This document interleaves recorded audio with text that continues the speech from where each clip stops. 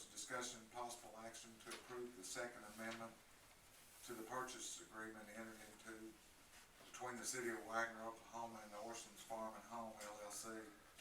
It's a Missouri limited liability company. Been a pretty busy 4 or 5 weeks as far as getting the property ready to get to this point, and it's pretty difficult to do that when you're visiting with attorneys in another state and trying to get emails back and forth. And I know it's been frustrating. Mr. Hicks and Larry and Dwayne and Ken Peters have been working, trying to help him as much as they possibly can in getting these easements, and everything worked out. Mr. Hicks, at this time, I'll turn basically all the rest of this meeting over, especially agenda item number 1. Well, actually, agenda item number 1 is the easiest one. Okay.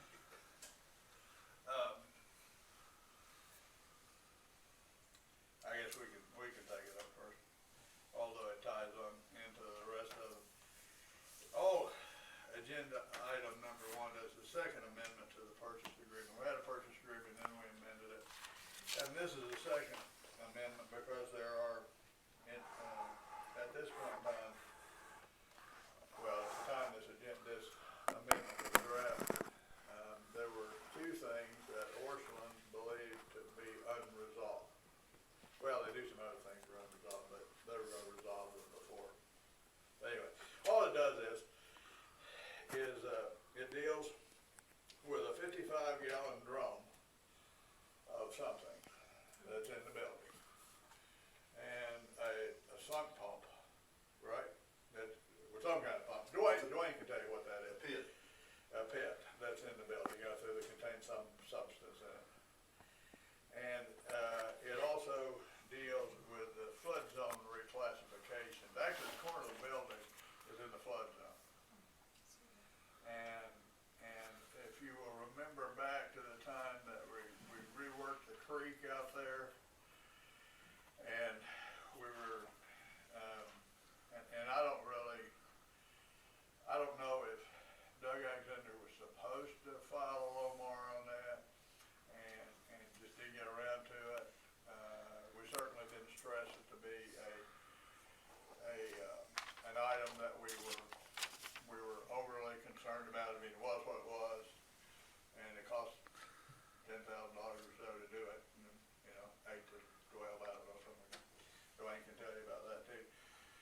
But Orscheln became concerned about it, and so all this amendment does is say that we will actively proceed with submitting the LOMAR. That's a letter of map revision to FEMA.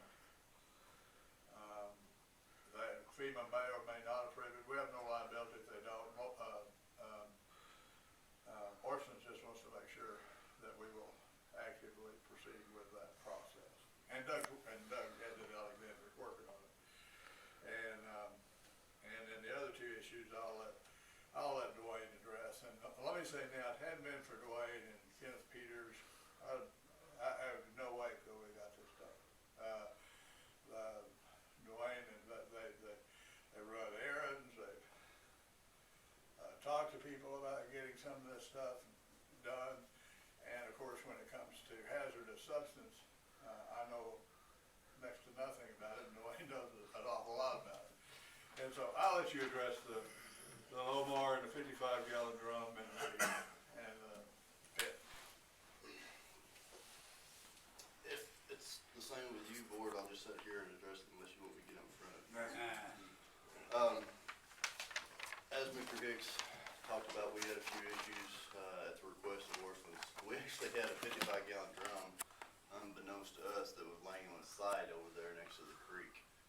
Unsure what was in it, etc. I can only speculate. It was from Amatec, wasn't properly disposed of, etc.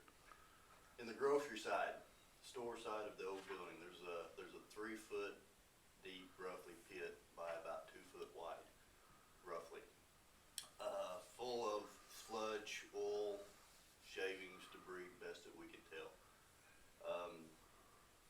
looked at it and started to have the guys proceed in and clean it up, and I backed off it real quickly, just to keep our hands clean. Decided to call in a professional environmental company, and take care of the situation, because you'll have to have a manifest and everything else dealt with, to take care of it. We got a hold of Don Breed, which a lot of you guys are aware of. He used to be the plant manager out there at Amatec. Asked him about, hey, who did you guys utilize when you had to have disposal issues with this? And we proceeded down that trail. Safety Clean is who they utilize. We call Safety Clean. Yes, they remembered the situation with Amatec. Still had the profile number for them, etc. Told them what the situation was. We had what we needed. Next day, we had a representative of Safety Clean show up. They had to take a sample of it, sniff it, terminology, environmental bill, etc. Usually takes roughly a week to get results back. If it's just straight machine oil, which we think it is, there won't be a big issue. But if it's got any VOCs, which is volatile organic compounds or anything of that nature, throws it into a whole nother category, which is hazardous material. So we're waiting to get that result back, which we should have roughly about Wednesday of this week. We did that last week. Upon proceedings of getting that result, Safety Clean will immediately come in and take care of the situation and dispose of it properly from that standpoint. But until we have that notification known, we have that area, and that's what they're wanting us to be able to try to take up. Will they be responsible for any permits we may have to have to remove that if needed? Unfortunately, Mary Jane, if there's any permits, it'll fall back on us because we are the owner of the precedent. We should have had that took care of before we let Amatec exit out. It didn't happen, but neither here nor there. This is an issue that needs to be resolved, whether it's us, Orschelns, or whatnot. So that's where we're setting in and proceeding forward with that. In regards to the lawnmower, I called Doug Alexander in regards to this as well. About a month or so back, when Orschelns and issue started coming up, and this issue of the floodplain started coming to surfaces more, I asked him where we was on that, and he was unsure and a little unclear, and I may have given him some bad direction, I don't know, but he didn't know if we really wanted to pursue that or not, since we had that Salt Creek project done and whatnot. I told him that I would like to see him pursue it. He'd already had some of the stuff sent in, so what he's doing is waiting back for a response. He put the hydraulic and stuff together after talking to the mayor and asking what the mayor would like for me to do with that. So that's where we are with that. We're just waiting for a response from FEMA and some stuff in regards to that, to Alexander, getting that accomplished or not accomplished from that standpoint. Will this company take care of that 55-gallon drum? Safety Clean will come in, they will take care of all the contents within the barrel, etc. Once that's in there, then you have to triple wash it and then you dispose of it. And what this contract does is we agree, not the amendment to the contract, we agree to actively pursue that. And we agree to remove the drum and the contents of the pit.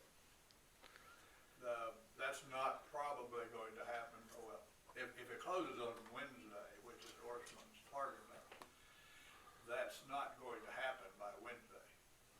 And so they wanted it in writing that we would do that. And, I mean, we'd already agreed to do it anyway, but we're just not gonna get it done by Wednesday. That's all, that's what's in this, actually the amendment's the easiest part of all of it. Any questions regarding any of that? I move we approve the second amendment to the Second. purchase agreement. Got a motion and a second, is there any other discussion?